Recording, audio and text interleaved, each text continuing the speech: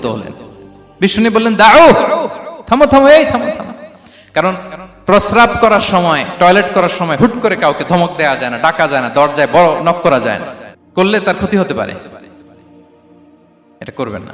বিষ্ণু বললেন, দাও ওয়া হারিকু আলা বাউলিহি সাজলান মিন মা, এই রাখো রাখো, বেচারাকে পেশাব করতে দাও, করতে দাও, করতে দাও, পেশাব করতে দাও।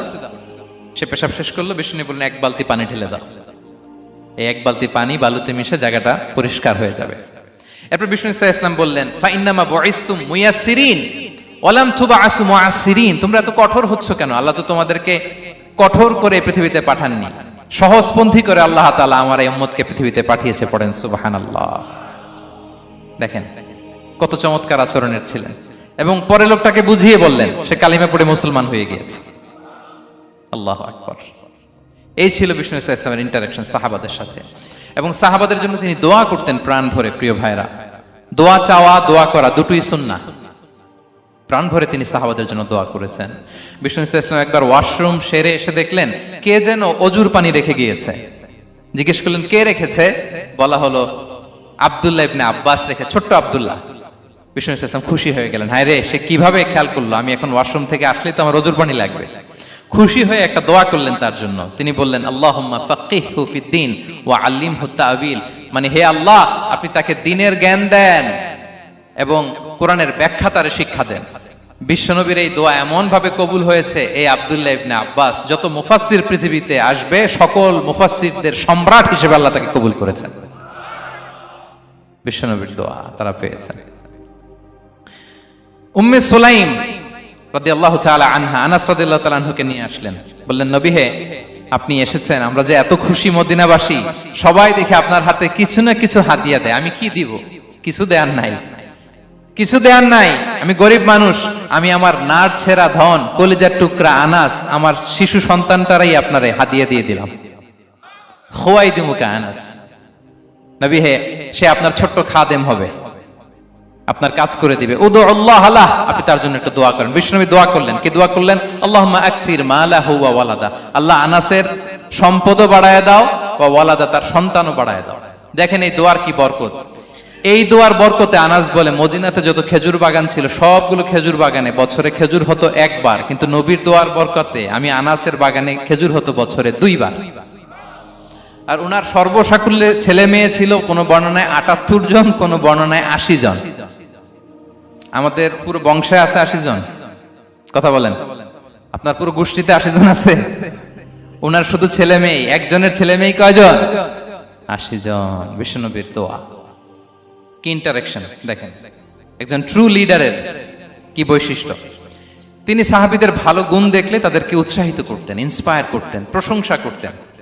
আবু মুসা আল-আশআরী রাদিয়াল্লাহু তাআলা আনহু, তিনি রাত জেগে চমৎকার কণ্ঠে তেলাওয়াত করতেন। একদিন তার ঘরের পাশ দিয়ে বিষ্ণুনবী যাচ্ছিলেন। পরের দিন বললেন, আবু মুসা, আমি কিন্তু তোমার কণ্ঠ শুনেছি, বড় সুরেলা গলা তোমার। লাকাত উতিতা মিজমারান মিন মাজামিরি আলি দাউদ, দাউদ নবীর গলায় আল্লাহ যে সুরের ঝংকার দিয়েছেন, এই উম্মতের মধ্যে আল্লাহ তোমার গলায় সেই সুরের লহরী ঢেলে দিয়েছেন। আচ্ছা বলেন, নবী যদি প্রশংসা করে যে তোমার তেলাওয়াতটা খুব সুমধুর হয়েছে, তার কেমন লাগবে বলেন তো? আচ্ছা নবী বাদ দেন, শায়েখ আব্দুর রহমান আস-সুদাইস এসে যদি আপনারে বলে তোমার কণ্ঠটা তো বড় মিষ্টি, কেমন লাগবে আপনার? আর স্বয়ং বিশ্বনবী যদি বলে, সুবহানাল্লাহ পড়বেন না? আল্লাহু আকবার। এইভাবে রাসূল সাল্লাল্লাহু আলাইহি ওয়াসাল্লাম সাহাবাদেরকে উৎসাহিত করতেন। মাঝে মাঝে প্রশ্ন করতেন, তাদের অ্যাটেনশন গ্রো করার জন্য তিনি প্রশ্ন করতেন। একবার বলেন দেখি, কে বলতে পারে, ইন্না মিনাশ শাজারি শাজারা লা ইয়াসকুতু ওয়ারাকুহা মাসালুহা মাসালুল মুমিন, একটা গাছ আছে, এই গাছের পাতা ঝরে না, এর দৃষ্টান্ত মুমিনের দৃষ্টান্ত। কে পারো দেখি? কোন সাহাবী পারে না। কারণ তারা ভাবতেছিল দূরের ওই সিরিয়ার কোন গাছ হবে, অমুক জায়গার মরুভূমির গাছ হবে, ঘরের পাশে যে খেজুর গাছ ওইটা আর কেউ ভাবে না। ভাবছে প্রশ্ন যেহেতু করছে, এত সহজ উত্তর হইলে তো প্রশ্ন করার কথা ছিল না। তারা এইটা বলে, ওইটা বলে, ক্যাকটাস, গুলমলাতা, ওই গাছ। নবী বলে না, ইন্নাহা আন-নাখলা, এটা খেজুর গাছ। কি গাছ? তো আব্দুল্লাহ ইবনে ওমর তখন খুব ছোট, তিনি মনে মনে ধরে ফেলছিলেন, কিন্তু ভয়ে বলে না। তো বাসায় যে ওমর রাদিয়াল্লাহু আনহু বলে, আব্বা আপনারা কেউ পারেন না, আমি তো জানতাম এটা খেজুর গাছ, তো বললা না যে? আব্দুল্লাহ বলে, আপনি পারেন না, অন্যান্য সাহাবারা বাচ্চা ছাড়া কেউ পারে না, আমি কেমনে কই? ওমর রাদিয়াল্লাহু বললেন, আজকে যদি তুমি বলতে পারতে, লাল উট পেলে আরবরা যে যত খুশি হয়, আমি তার চেয়েও বেশি খুশি হয়ে যেতাম। নবীর সামনে আমার বুকটা এত বড় হয়ে যেত। আল্লাহু আকবার। দেখেন, প্রশ্ন ছুড়ে দিয়ে মনোযোগ আকর্ষণ করতেন সাহাবাদের, রসিকতা করতেন মাঝে মাঝে। রসিকতা, এক সাহাবী বলেন, ইয়া রাসূলুল্লাহ, আমার চলতে বড্ড কষ্ট হয়, আপনি যদি দয়া করে আমাকে একটা উট দিতেন তাহলে আমি রাইড নিতাম এটার উপরে, এটা দিয়ে চলতাম, সফরের কষ্ট কমে যেত। বিষ্ণু বলেন, যাও, ঠিক আছে, তোমাকে একটা উটের বাচ্চা দিব। কি দিব? সাহাবী বলেন, ইয়া রাসূলুল্লাহ, আমি চাইলাম কি আর আপনি বললেন কি? আমার তো লাগবে এমন উট যেটা দিয়ে মরুভূমিতে চলা যায়। বিষ্ণু বলেন, ওই উটটাও তো অন্য কোনো না কোনো উটের বাচ্চা। সুবহানাল্লাহ পড়বেন না? ছোট্ট কথা, দেখেন কি রসিকতা, কি সেন্স অফ হিউমার। সুবহানাল্লাহ। সাহাবীদের সাথে এক কাতারে মিশে কাজ করতেন, নিজ হাতে সাহাবীদের সাথে মিশে কি করেছেন? মসজিদে নববী নির্মাণ করেছেন। পঞ্চম হিজরিতে নিজে মরুভূমির বালু খনন করে পেটে পাথর বেঁধে পরীক্ষা খনন করেছেন সাহাবীদের সাথে। True leader. শুধু তাই নয়, সাহাবারা ভালো পরামর্শ দিলে সেটা অ্যাকসেপ্ট করতেন। আমাদের মধ্যে অনেকের একটা ইগোইস্টিক ঝামেলা আছে, বাড়ির কাজের মেয়ে বলছে, কাজের ছেলে বলছে, এই আমার স্টাফ বলছে, এটা আমি কেন শুনবো? এরকম একটা মেন্টালিটি অনেকের আছে না নাই? অনেক সময় তাদের মধ্য থেকেও ভালো পরামর্শ আসতে পারে না? বলেন পারে কিনা? বিশ্বনবী দেখতেন কেউ ভালো পরামর্শ দিলে সেটা পিক করতেন, নিয়ে নিতেন। বদরের যুদ্ধে মুসলিম সৈন্যরা কোথায় ক্যাম্প করবে, বিশ্বনবী হঠাৎ একটা জায়গায় ক্যাম্প স্থাপনের নির্দেশনা দিলেন। হাব্বাব ইবনুল মুনজির রাদিয়াল্লাহু তাআলা আনহু, তিনি বললেন, ইয়া রাসূলুল্লাহ, অনুমতি দিলে একটা কথা বলবো। কি কথা? এই যে আপনি ক্যাম্প স্থাপন করলেন এখানে, এটা কি আল্লাহর আদেশে না আপনার ইচ্ছায়? নবী বললেন, আমার ইচ্ছা, এটা আল্লাহর আদেশ নয়। তাহলে ঠিক হয় নাই, লোকেশন সিলেকশন ঠিক হয় নাই। তাহলে কোথায়? হাব্বাব বললেন, ইয়া রাসূলুল্লাহ, ওই যে কূপ দেখা যায় ওখানে, দ্যাটস আওয়ার লোকেশন, ওখানে করলে ভালো হবে। কেন? বলতেছে, আমরা ওখানে ব্যারিকেড দিয়ে রাখবো, পানি আমাদের কন্ট্রোলে থাকবে, কুরাইশরা পানির অভাবে যুদ্ধ ছাড়াই মরবে, আমরা পানি খেয়ে যুদ্ধ করবো। সুবহানাল্লাহ বলেন। বিশ্বনবী সাথে সাথে হাব্বাবের কথা মেনে নিলেন, বলে যে না, আমি যে ডিসিশন দিয়েছি সৈন্যদের মধ্যে আবার ছড়িয়ে দাও, we should change our location. আল্লাহু আকবার। তাহলে সাহাবাদের সাথে ইন্টারেকশন কি ফ্র্যাঙ্কলি, কি ওপেন মাইন্ডেড। সুবহানাল্লাহ বিহামদি। তাহলে শিশুদের সাথে গেল, বড়দের সাথে, সাহাবাদের সাথেও গেল। আল্লাহ। আচ্ছা, 3 নম্বরে স্টাফের সাথে, কর্মচারীর সাথে, সেবকের সাথে বিষ্ণু ইসলাম কি আচরণ করেছেন? বিষ্ণু ইসলামের অনেক খাদেম ছিল, সিরাতে এসেছে। সবার কথা তো বলা যাবে না, একজনের কথা বলি, আনাস রাদিয়াল্লাহু তাআলা আনহুর কথা। আনাস, লক্ষ্মীপুরে আমি এক জায়গায় ওনার কোন একটা ওয়াজ করতে যেয়ে আমি বললাম, আনাস নামটা কেমন লাগে? কারণ অনেকে বাচ্চা নিয়ে এসে বলে, হুজুর নাম রেখে দেন। তাই আমি বললাম, আজকে এখানে নাম দিয়ে দেই আনাস। এই বছর এই লক্ষ্মীপুরে যত বাচ্চা হবে, যাদের মনে চায় আনাস রেখে দিয়েন। 3-4 বছর পরে শুনি আনাস দিয়ে লক্ষ্মীপুর ভরে গেছে। অনেকে আমাকে জানাইছে ছেলের নাম কি আনাস। তো বলে যে, ওই যে হুজুর আপনি 19 সালে আমাদের লক্ষ্মীপুরে এসে বলছিলেন, ওই কথা থেকে আমরা, পেটে ছিল বাচ্চা, আমরা নিয়ত করে ফেলছি আনাস রাখবো। আনাস নামটা অনেক সুন্দর না? সাহাবাদের নামগুলো চুজ করে করে ছেলেদের নাম রাখবেন।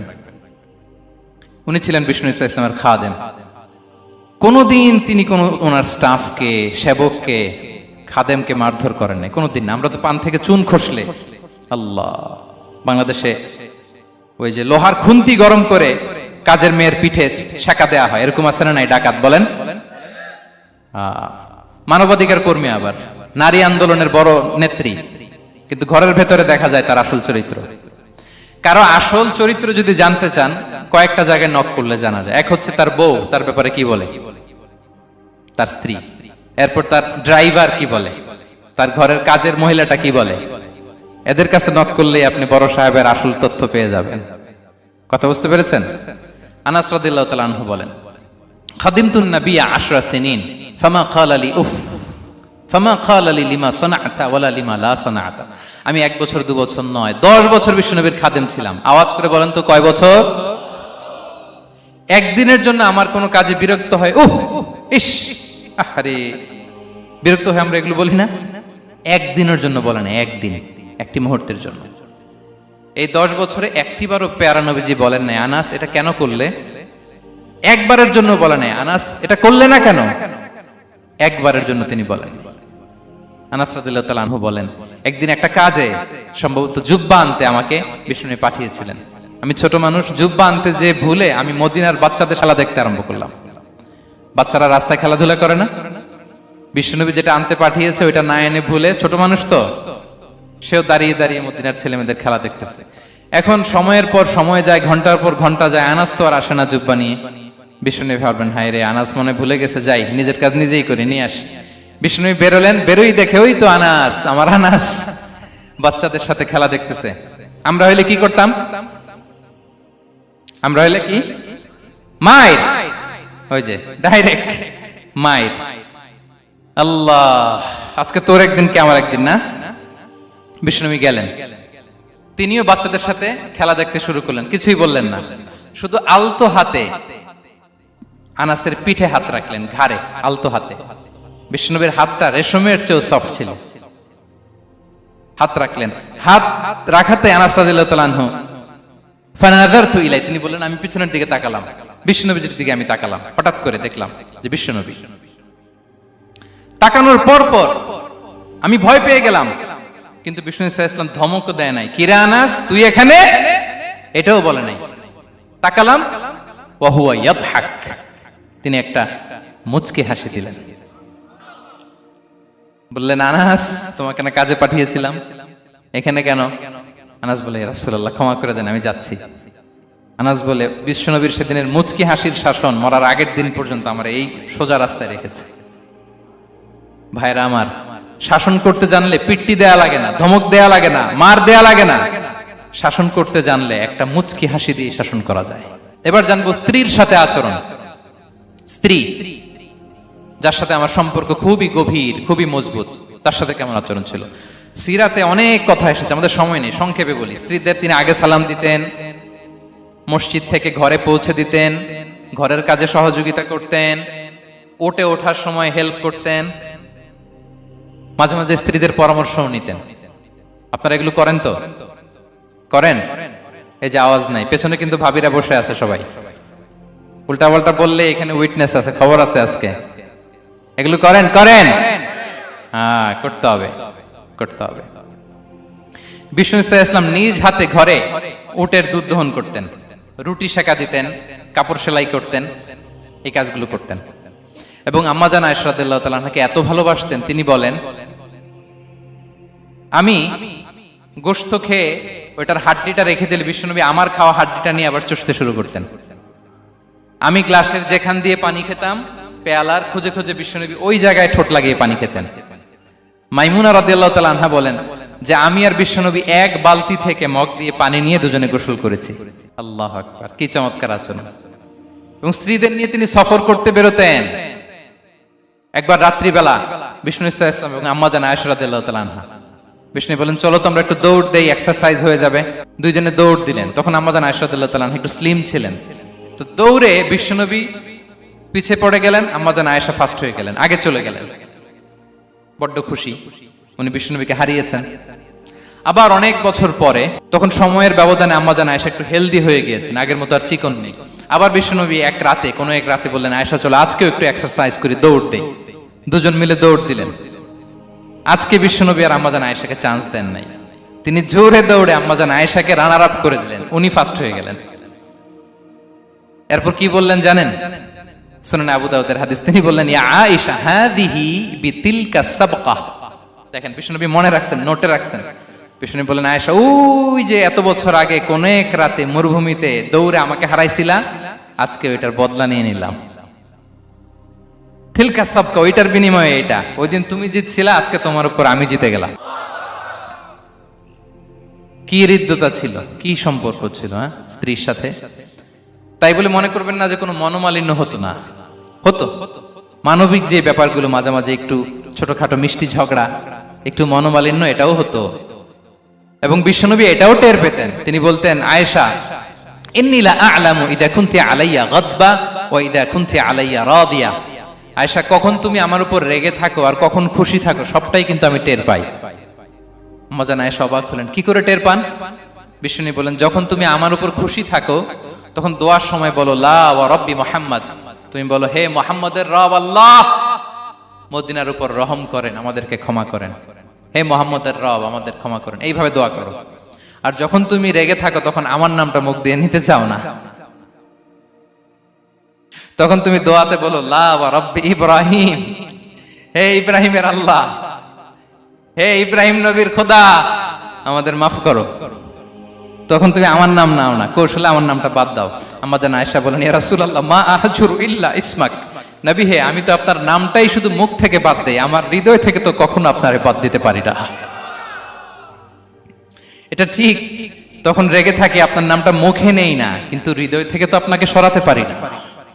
সুবহানাল্লাহ।